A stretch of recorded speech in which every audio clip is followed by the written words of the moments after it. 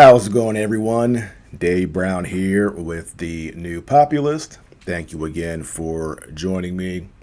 Today, I want to talk about immigration because in 2024, I do think that is our biggest issue now. There are some close seconds: the war in Ukraine, what's happening with Israel and Palestine, and of course, our domestic spending situation, which continues to be out of control as we are sitting on $34 trillion in debt, and our yearly interest payment on the debt is now over $1 trillion. So we have a lot of problems, but for me, I do think immigration is the biggest issue, and I'm not the only one.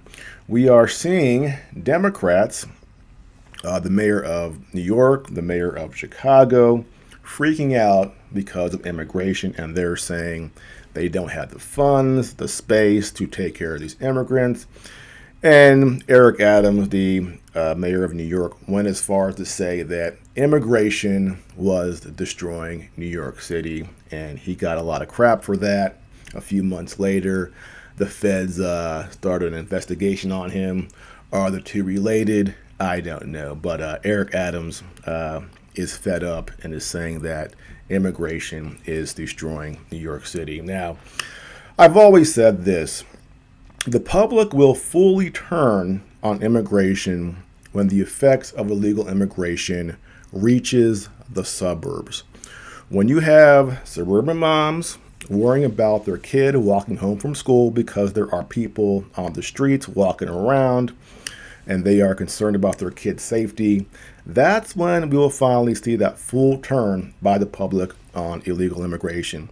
So right now, it's blowing up in the cities, and it hasn't quite spilled over into the suburbs fully yet.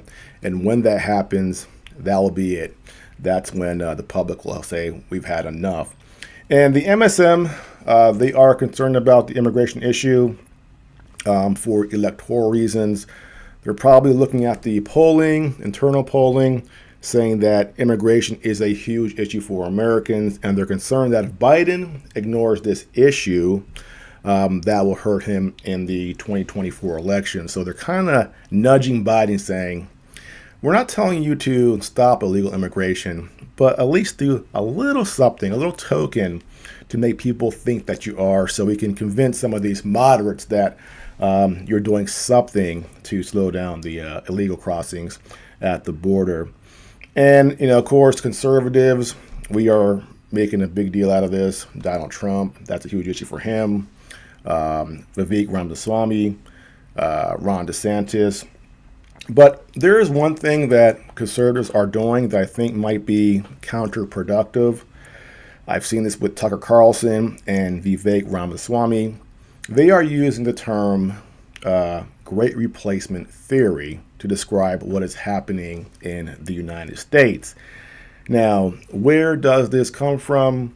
This comes from a French writer named Ranu Camus, and he was actually a socialist back in his day, but sort of shifted from that when he saw the amount of immigration in France in the 1970s, and he wrote a book called The Great Replacement. And basically, he was seeing this huge influx in the Muslim population, and he found that concerning.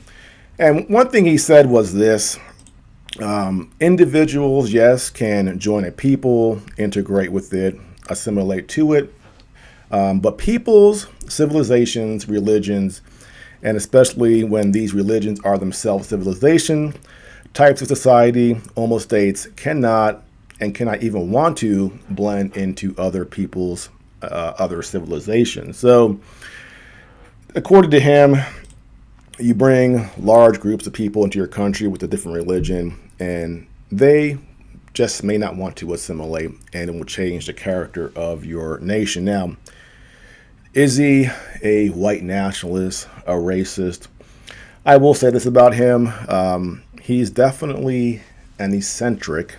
And when you have eccentrics who are very literary, the writers, they're a little different.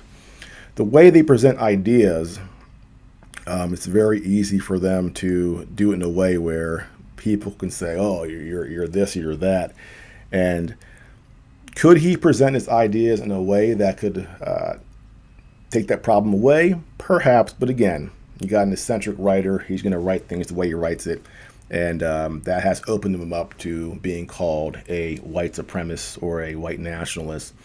But back to our conservatives here in the United States. Why should we use that phrase, great replacement theory? Camus was talking about France. Our situation here in the United States is very different. We are a nation of immigrants. France, not really. And what's happening here, it's not a replacement. I think that's a misnomer. It's just a watering down of culture over time, because that defangs sort of your culture, that majority culture, that WASP culture. And I do think the global elites are trying to water that down. Not to replace, again, that's a misnomer, but to gain electoral power, because people from the third world, they're more likely to vote left Democrat, and they're not as connected to the ideals of the United States. Not everyone. Some people come here, and a couple generations later, their kids are fully into the Constitution and Americanism. I'm certainly the child of an immigrant on my father's side, so it's not a guarantee that you're not going to assimilate. But when you have the numbers coming over, that's the problem, and that's when you see some lack of assimilation. And that's again, I would tell conservatives, don't say great replacement theory, because it doesn't really apply to us, and it just gives the left a reason or an excuse to call us racist, and it distracts from the actual issue. So I don't think it's a smart idea to use that phrase. Just say immigration's out of control. It's being done on purpose so we can have more Democrats in the country, and that is why it's happening. Now, I've mentioned this before. Lenin, Trotsky, when they were planning this Russian Revolution back in the early 1900s, they were looking around the world saying, how are we going to get this revolution to spread across the world? What's next? We'll do Russia, and then we'll do Germany and go across Europe. What about the United States? And you know what they said? They said this, and I'm paraphrasing: Americans are so different, so independent-minded, so disliking of government. It's going to take at least 100 years for the character of the United States to change enough where we can push Marxism, socialism, communism in the United States. What did they recognize? People matter. People matter. And if the people in that country have a certain mindset, they're not going to go for certain things. So you either have to work on the new generations through the education system to indoctrinate them, or bring people into that country who don't have that mindset. So people are very important. And anybody who says that you can just mix everybody together from different cultures, different civilizations, different religions, and it's all going to work out, well, it's not. And if they're pushing that, there may be a reason. And they're so against shutting down the border, Biden and Democrats, that they are willing to push aside Ukraine funding. Think about that. We've been told the last year and a half that Putin is such a threat to the rest of the world that we have to do everything possible to stop him, because if we don't stop him, he will invade Poland, he will invade other countries, and we'll have this massive world war. And so we have to do everything we can do to stop him. Except when we say, the Republicans, okay, we'll give you some Ukraine funding if you fund these border issues, Biden goes, no. No. So what does that tell you? Well, first of all, it tells me that Putin and Russia aren't really a threat to Europe. And it also tells me that the policy of an open border is germane to Democrats and Biden. So much so that they'll take Ukraine, throw it away, rather than actually secure the border. So it is very important for the left and for Democrats, for the establishment, to keep the border open. And it's for a very, very good reason for them. Now, we also had Senator Dick Durbin, Illinois, talk about why he wants more immigrants in the country. He mentioned we need people in our military, police officers, farm workers, and as others have pointed out, imagine that. You have an entire military full of people who weren't born in this country and who came here illegally. And that should be that's a scary thing. Who is more likely to follow orders that perhaps are unconstitutional than people who weren't even born here and came here illegally? It's essentially a hired force. It's a mercenary force from other countries. That's essentially what we're creating here. If we have a military that is full of foreign nationals, and if we have police forces full of foreign nationals, that's scary. You shouldn't want that. But we have, again, Dick Durbin openly talking about that. Let's bring him in here. Let's have him join our military, because apparently people born in this country don't want to join the military. And that is a huge problem. The recruitment numbers, insane. They can't hit their quotas. They're like 20% short every month. So now they're looking for new ways to get people in the U.S. military. And if we're going to keep on prodding the rest of the world, China, Russia, and start these proxy wars and have all this involvement, we're going to need a military. And we don't have one. It is just, numbers are just dropping. Now, another factor for immigration is birth rates in the West, in the United States, Europe, Russia, Canada. We have relatively low birth rates compared to the developing world. China got their birth rates down through their very authoritarian policy on children. India had a family planning policy, not as authoritarian as China, but they had one. So that's how they sort of got their birth rates down a little bit.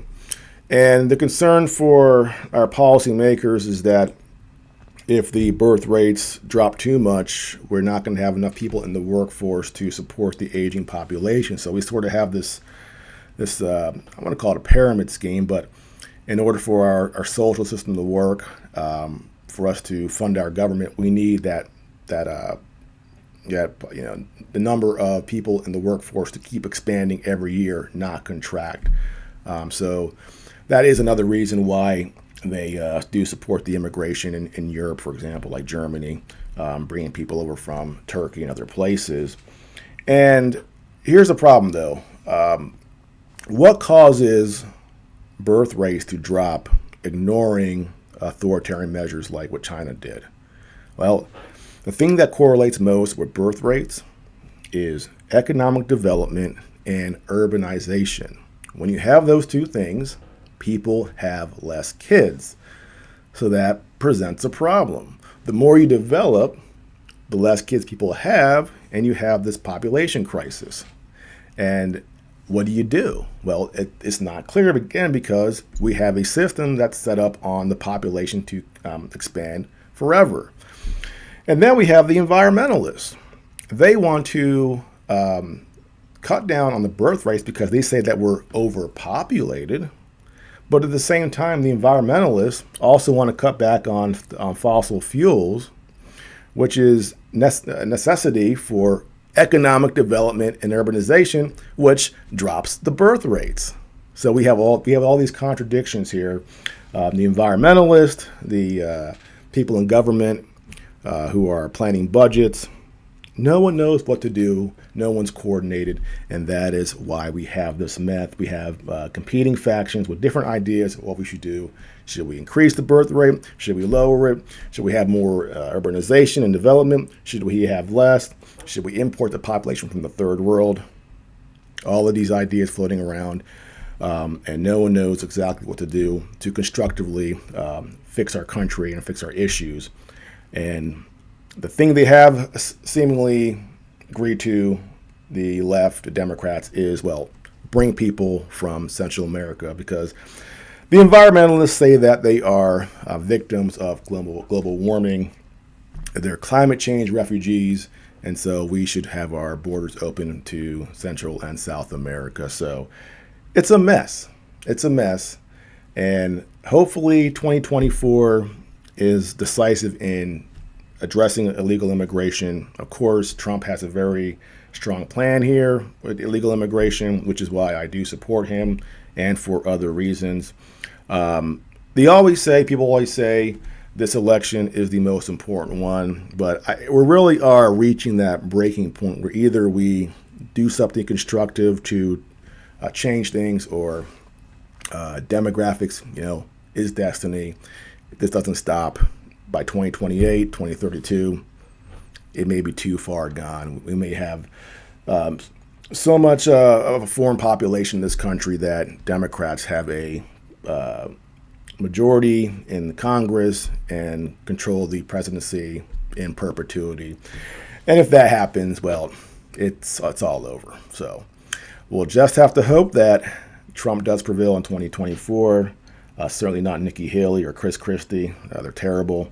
This may be our last chance to turn this back, and hopefully that is what happens. Well, that's it for now. Thank you for joining me, and I'll see you next time.